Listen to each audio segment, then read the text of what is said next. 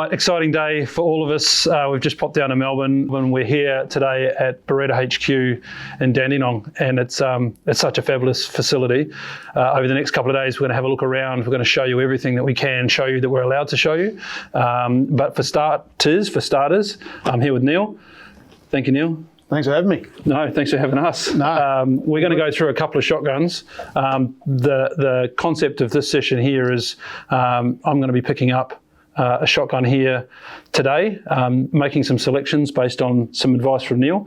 I'm not quite sure what I'm going to get yet, but the whole point of coming down here for a fitting and have a look at the showroom is to identify what guns are available for someone that's getting into clay target or sporting or trap or one of those sorts of competition disciplines. Have a look at what the guns look like, how they feel to me, and what things we might need to do to them so they fit me the most optimally when I leave here, right? That's the concept. So boxes haven't even been opened yet. No, we're pretty excited about it. So there's a couple that we've pre-selected and we'll talk about why.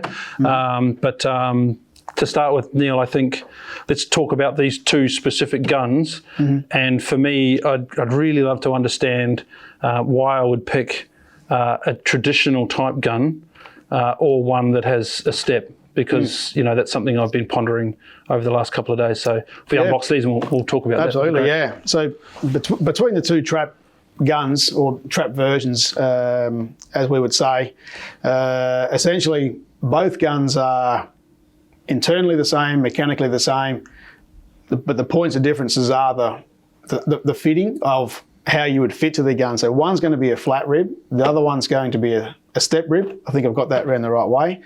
And it comes down to personal preference, a bit of style on how you shoot. This DTL version was made for exactly our, trap shooting. So it was a model that was around probably from the 90s as a fixed step rib. And this is back today with it's about a 7mm step rib, gives a Monte Carlo stock, makes you stand up a little more, shoot through the fronts of your eyes, versus just your standard trap gun that we all know and have done for years. Both versions are actually only available in Australia. They haven't been released anywhere else in the world. So this down the line version is just a straight trap gun, but with chokes in both barrels. So here we like to cross over a little bit between a little bit of skeet and a little bit of trap, or you could even shoot this DTL gun as a higher gun in sporting, which we can sort of get to of that. But essentially, two trap guns, very similar, but also some differences that can make your shooting better, easier, and definitely more enjoyable. Yeah. So a little bit of research that I've done over the last few weeks about the two. Now, I was 100% convinced that the step was going to be the right one for me, although I've never shot one. But I also understand that when you apply those components to the gun, you've now got a lot more adjustability and a much bigger rabbit hole to fall down when you're trying to adjust for that 1%, that one shot that you might miss that ruins your day. So I'm kind of want to understand whether I've got that right. I've always been fitted to a traditional gun. For the new shooters, when you go down to your local club and you want to learn to shoot or you inquire about what you're going to do, they're going to probably give you a club gun that's a traditional gun. You don't see too many club guns that have got ribs and adjustability on them. They're a pretty traditional standard fit, right? Absolutely. So is that sort of what, sorry, the other thing that concerns me, I guess, about going to a step is it's now a tailored gun for DTL, right? It becomes harder to use it in sporting disciplines because of the... Yeah, definitely. So we've had these sort of stock dimensions and the rib height of what it is, certainly built around, down the line, 15-metre copper mark shooting. So, it's designed purely with that in mind. There, of course, is other models that have been made that sort of cross a bit over between sporting and trap, and whereby you can get away probably with both, whereas this one, probably not going to get you there. Heavier comb, wider comb, higher. It's probably not going to be quite as nimble for the majority of sporting clay shooting. So, this is certainly probably more pigeonholed towards dedicated down the line. So Yeah, if I was talking to you 10 years ago, I would have been a DTL purist, and that was it. I don't think we ever even bothered shooting anything else. We just loved to travel the country shooting DTL, and we ended up getting into Olympic trap or trench. So we did a bit of that, but the gun sort of suited that as well. Now, just so you know what the application of the gun is going to be for me, DTL is still number one in my brain right now. Yes. But I expect to cross discipline. I'm really keen to go and have a look at sporting. I'm really keen to go and have a look at trench again. So I want to make sure that you help me make a wise decision and not just let me leave with the one that looks the prettiest, because I kind of really like it. Yeah, absolutely. So let's open them up, have a look. For sure. See how we go. Let's do it. The two models are out here now, and probably to the naked eye, the easiest way to see the difference in the two guns is obviously this rib with the step rib. It's it's prominent back here at the monoblock end of the barrels, whereas obviously the traditional barrel there from muzzle to monoblock, it's just all the one height, just the same flat height, same fore ends, same ejector system, same internal barrel system with the Stellium Plus, and purely when it comes to the barrels, the only difference is that external rib, which is not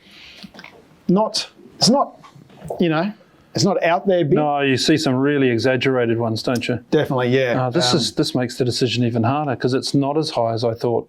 No, that's right. So it's not, like an X-Trap where it's a full inch size rib. This is a little bit more subtle, and it's not as cut and dry as what it can seem sometimes. Okay, so they're the two. They're the two.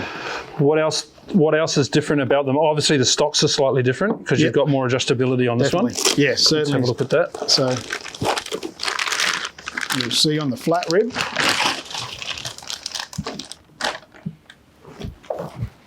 Oh, they're both. So flat rib there. Oh, look what you've done to me. Both adjustable, but obviously the step rib's got the Monte Carlo. So can you explain that? Can you explain the Monte Carlo description? Yes, so the Monte Carlo is this little section back here. As opposed to that? As opposed to the straight runoff of the standard stock. So this obviously, of course, comes down to the shoulder, and the comb is higher to your face, because obviously we need to get this eye level here up to this level on the and then the that will naturally have me standing taller.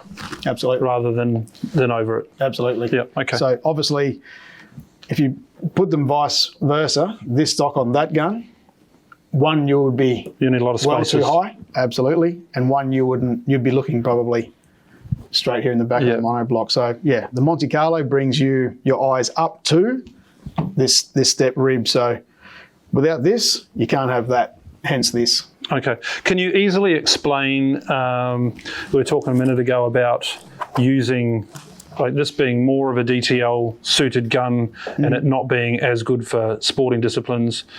Why is that?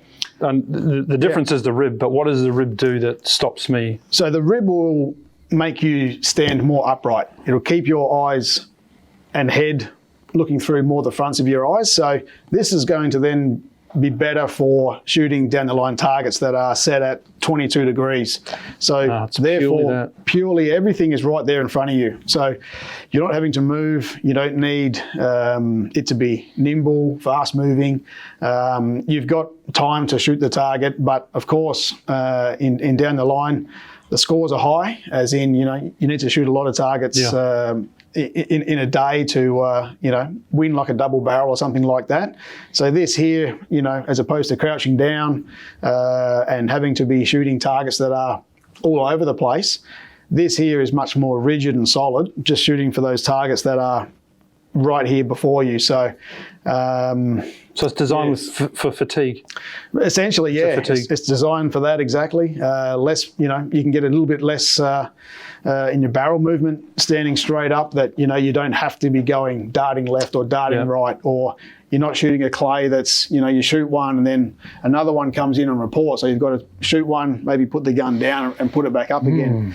This here is always just doing the same thing over and over, like just an absolute a common theme. All 25 targets, you're more or less standing the same. It's very robotic. Very robotic, and there's a few changes you make on your hold points out there, but essentially the targets are coming out and they're essentially going to be a straightaway at an extreme. If you're on 1 or 5, and then a left or a right hander. So, of course, then where your hold points are, you can cover both once the target's in the air. So, yeah, this is designed for that to really target down the line shooting as a pure gun for exactly that sport. Okay. If you're going through the process of purchasing a gun for competitions, you've gone through the learner stuff, you've decided you love it, and you're going to burn your hard-earned money on shotgun shells, which we love to do. Should you go through a fitting process to decide whether one suits you or the other, or are you going to be able to tailor either or? This one's just going to be for the purist, and then this one's going to give you more flexibility. I think that's what I heard earlier anyway. I think you certainly learn probably as you go with shooting about, you're always going to start off with probably a flat rib because it's